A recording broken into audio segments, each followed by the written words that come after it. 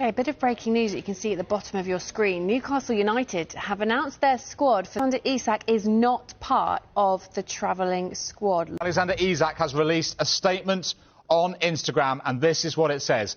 I'm proud to be recognised by my fellow professionals with a place in the PFA Premier League Team of the Season for 2024-25. The award's taking place tonight, by the way.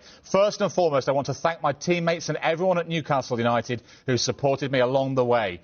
I'm not at the ceremony tonight. With everything going on, it didn't feel right to be there. I've kept quiet for a long time while others have spoken. That silence has allowed people to push their own version of events, even though they know it doesn't reflect what was really said and agreed behind closed doors. The reality is, says Isak, that promises were made and the club has known my position for a long time.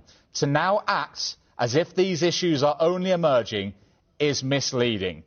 When promises are broken and trust is lost, the relationship can't continue. That's where things are for me right now, and why change is in the best interests of everyone, not just myself.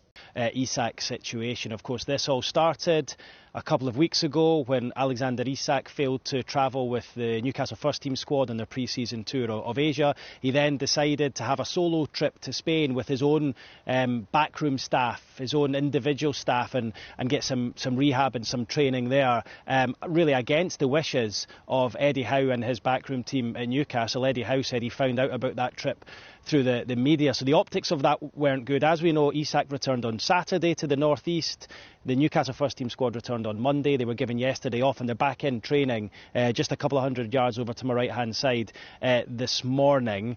Eddie Howe has decided that he wants to have a kind of gathering, friends and family bonding session at the training ground today. So once the players finish training, which is just about now, I think, the players' families and children, wives, partners are all invited into the training ground for lunch and activities for the kids, just to try and ensure that everyone is together. Now, this isn't a new thing. They have it quite often here at Newcastle, but I think the timing of it interesting, given everything that's going on with Benjamin Sesko and Alexander Isak.